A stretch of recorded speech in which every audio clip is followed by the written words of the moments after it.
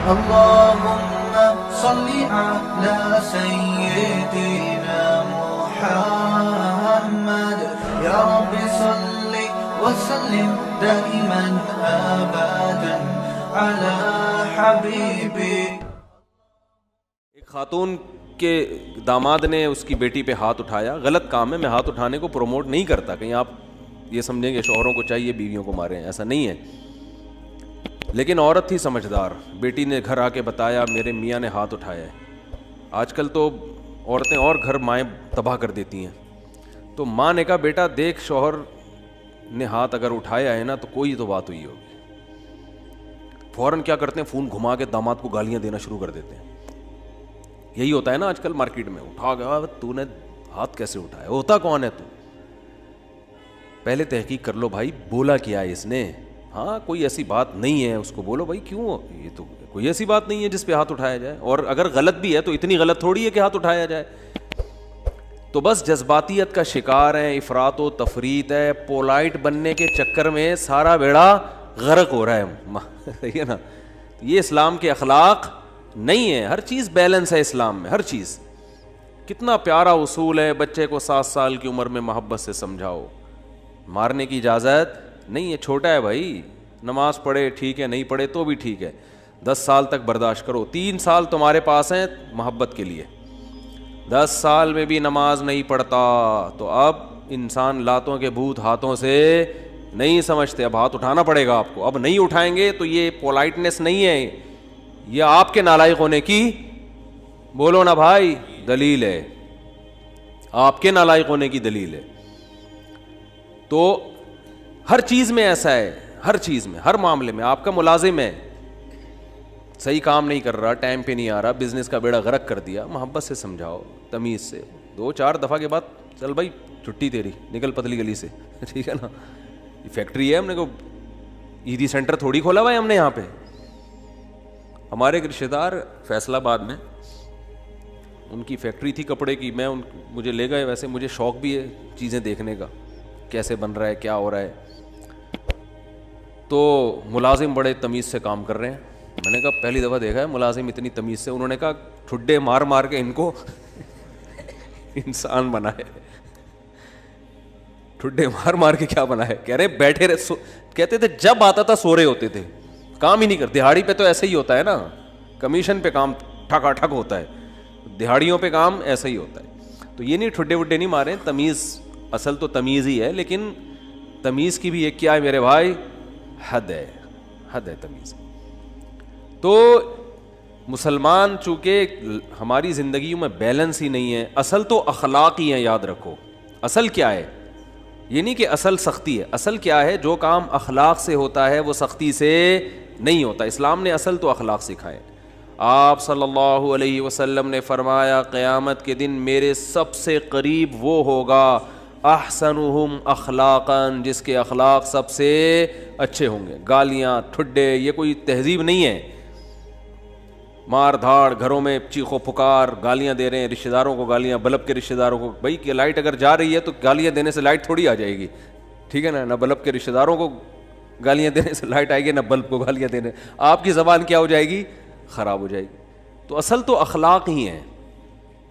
حضرت انس ابن مالک رضی اللہ تعالی عنہ نے 10 سال نبی کی خدمت کی ہے, بچے تھے. فرماتے ہیں ایک دفعہ بھی ایسا نہیں ہوا کہ میں نے کوئی کام نہیں کیا اور آپ نے یہ پوچھا کیوں نہیں کیا, اور میں نے کوئی کام نہیں کرنا تھا اور کر دیا تو آپ نے یہ پوچھا ہو کہ کیوں کیا. بس جتنا کام کر دیا ٹھیک ہے, نہیں کیا تو بھی ٹھیک ہے. نبی صلی اللہ علیہ وسلم نے حضرت انس بن مالک کو ایک دفعہ کسی کام سے بھیجا. وہ بچے تھے, بجائے کام کرنے کے بچوں میں کھیلنے لگے جا کے. تو آپ صلی اللہ علیہ وسلم گئے, دیکھا بھائی کہاں ہیں, تو دیکھا وہ تو کھیل رہے ہیں. تو آپ صلی اللہ علیہ وسلم حضرت انس بن مالک کے پیچھے جا کے کھڑے ہو گئے. حضرت انس نے پیچھے مڑ کے دیکھا تو آپ صلی اللہ علیہ وسلم کھڑے ہوئے مسکرا رہے ہیں, کچھ بھی نہیں کہا. سمجھ رہے وجہ کیا ہے بھائی, یہ تو اپنی ان کی والدہ نے گفٹ دیا ہے نا خدمت کے لیے, تو اپنی مرضی سے خدمت کر رہے ہیں, اس میں سختی کیسی. ٹھیک ہے خدمت کر دی تو بھی, اور بچوں کے ساتھ تو ویسے بھی شریعت میں سختی نہیں ہے, بچوں کے ساتھ تو بہت نرمی ہے. میں تو وہ جو ٹھڈے مارنے کی بات کروں تو 30-35 سال کے تھے نا جو پڑے ہوئے ہیں.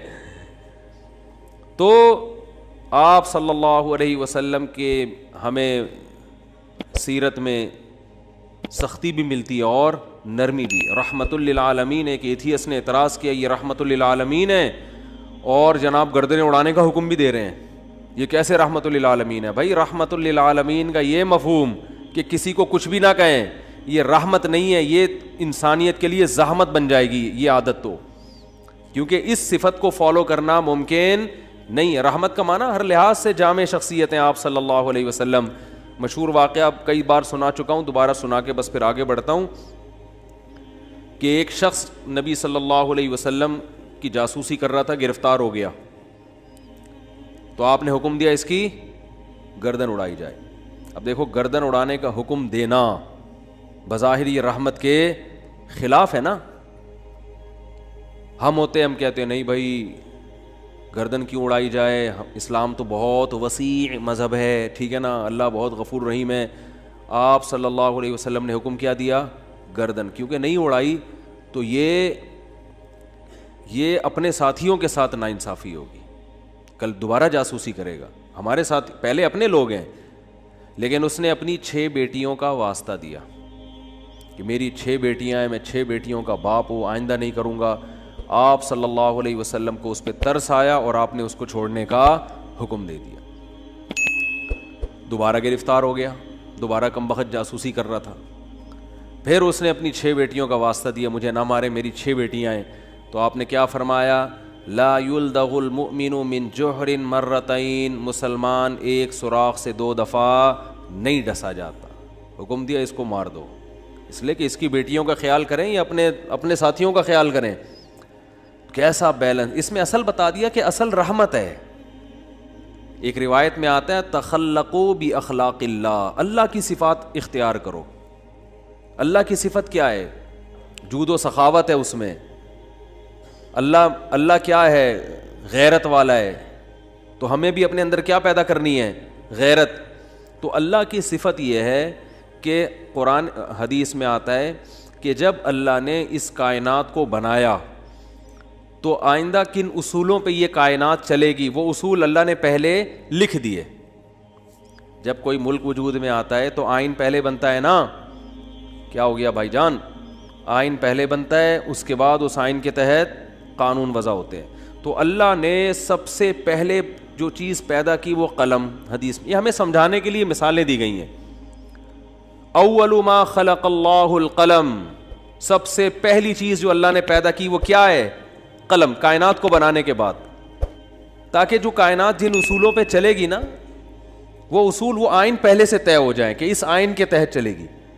اور اللہ نے سب سے پہلی چیز قلم بنا کے اسے حکم دیا لکھ. ٹھیک ہے نا, کیا حکم دیا؟ بولو نا, لکھ. تو پہلا اصول لکھا, سبقت رحمتی علی غضبی, میری رحمت میرے غصے پر غالب رہے گی. کیا پیاری بات اللہ نے ہم لوگوں کے لیے لکھ دی, جس کی وجہ سے آج ہم بچے ہوئے ہیں. یعنی جہاں غصے اور رحمت میں ٹکراؤ ہوگا تو رحمت کیا ہوگی؟ رحمت کا گراف ہمیشہ اوپر رہے گا. اللہ یہ بھی لکھ سکتے تھے کہ میرا جو غضب ہے وہ ہوگا ہی نہیں, میرا غضب ہوگا ہی نہیں, ہمیشہ کیا رہے گی؟ رحمت ہی رحمت کے اصول پہ چلے گی, غضب نہیں ہوگا. تو پھر لوگ پیغمبروں کی نہیں مانتے. قوم عاد, قوم سمود تباہ نہ ہوتی, قوم لوط تباہ نہ ہوتی, فرعون سمندر میں غرق نہ ہوتا پانی میں اور آگ میں نہ جلتا اور جہنم نہ ہوتی. تو اللہ نے یہ نہیں لکھا کہ میرا غضب ہوگا ہی نہیں, بلکہ اللہ نے لکھا کہ غضب بھی ہوگا, رحمت بھی. لیکن رحمت اور غضب میں جب ٹکراؤ ہوگا نا تو رحمت کو کیا کروں گا؟ غالب کروں گا. جیسے کوئی گناہگار جب توبہ کرتا ہے تو اس کی توبہ کا تقاضا ہے کہ معاف کیا جائے, سابقہ گناہوں کا تقاضا ہے کہ معاف نہ کیا جائے. تو جب ٹکراؤ ہوگا تو رحمت کو اللہ کیا کر دیں گے؟ غالب کر دیں گے. رحمت کو اللہ ہمیشہ غالب کریں گے. تو یہی نبی صلی اللہ علیہ وسلم کی بھی صفت کہ جب رحمت اور غضب میں ٹکراؤ ہوتا تو آپ صلی اللہ علیہ وسلم کی صفت رحمت کیا ہوتی؟ ہمیشہ غالب ہوتی. اس کی بہت ساری مثالیں ہیں. مشرکین مکہ نے کتنا ستایا. جب مکہ فتح ہوا تو آپ نے فرمایا لا تثریب علیکم الیوم, سب کو معاف کر دیا, ضرورت نہیں ہے تلوار چلانے کی. بھائی اب ان کو قتل کر کے کیا ملے گا ہمیں, ضرورت نہیں ہے. جو اللہ نے ہمیں غلبہ دینا تھا وہ دے دیا ہے. تو نہیں تلوار چلائی آپ صلی اللہ علیہ وسلم نے, بلکہ مشرکین کے جو سردار تھے ان کو الگ سے عزت دی آپ صلی اللہ علیہ وسلم نے. لیکن جہاں یہ جو جاسوس پکڑا گیا تو اس میں بھی معافی مانگی, 6 بیٹیوں کا حوالہ دیا. جب 6 بیٹیوں کا حوالہ دیا تو بیٹیاں ہونا اس کی علامت ہے کہ باپ پہ کیا کیا جائے, رحم. بیٹیوں کا کون پوچھے گا بعد میں. جاسوس ہونا اس کا تقاضا کرتا ہے کہ گردن اڑائی جائے. تو یہاں بھی رحمت اور غضب کیا ہو رہے ہیں, بولو بھائی, ٹکرا رہے ہیں. اس لیے آپ صلی اللہ علیہ وسلم نے کیا حکم دیا, چھوڑ دو.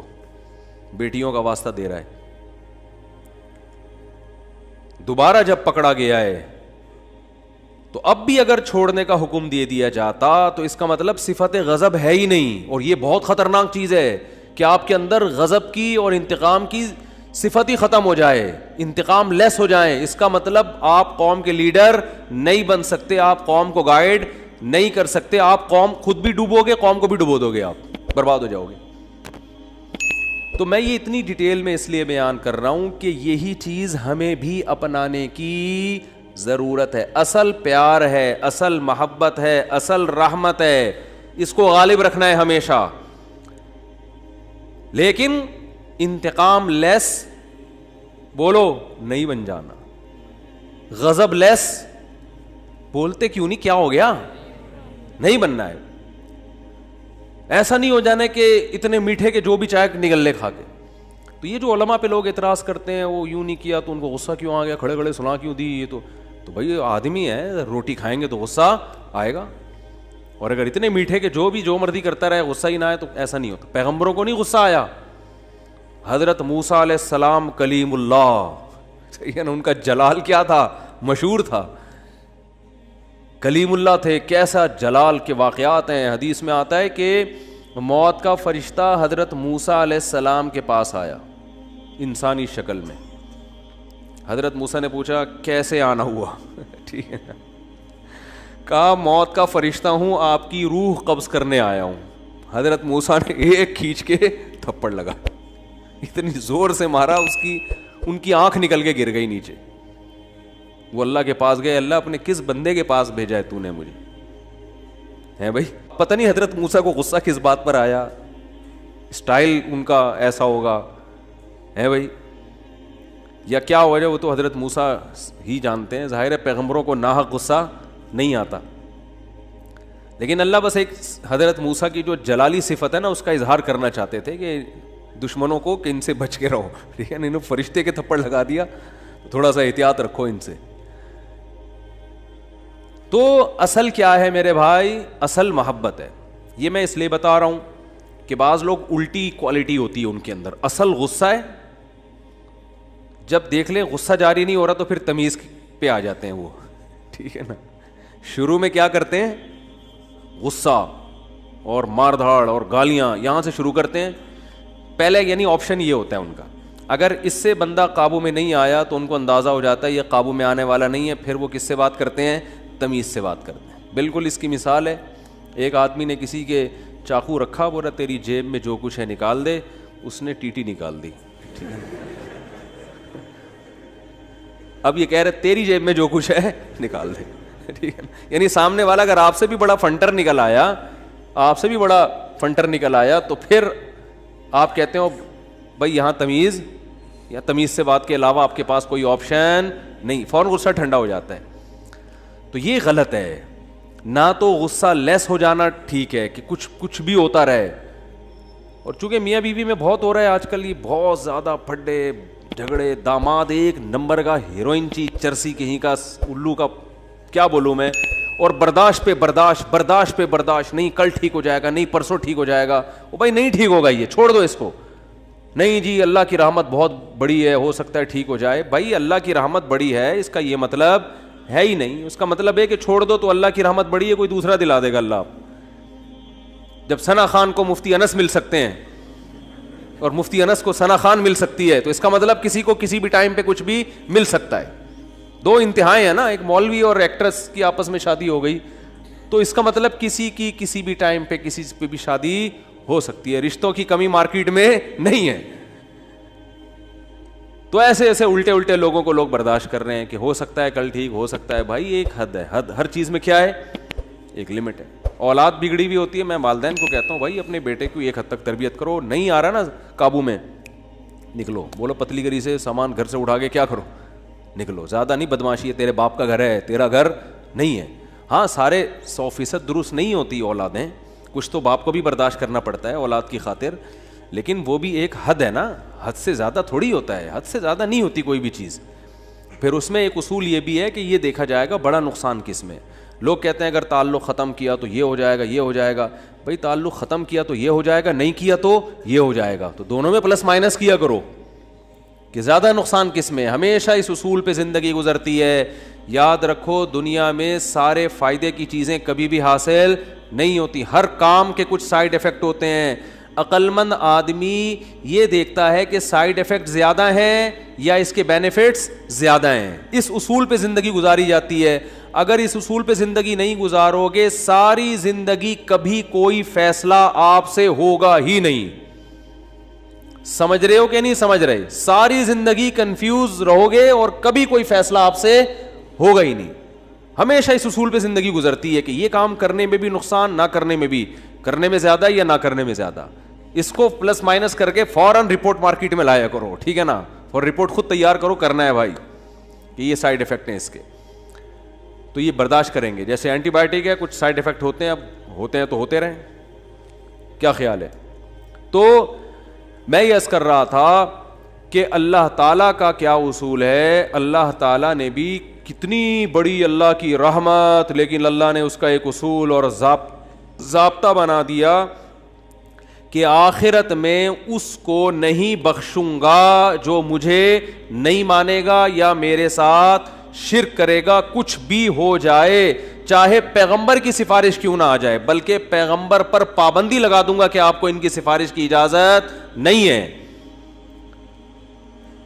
یہ بہت بھائی, اس سے پتہ چلتا ہے ایمان بہت بڑی نعمت ہے.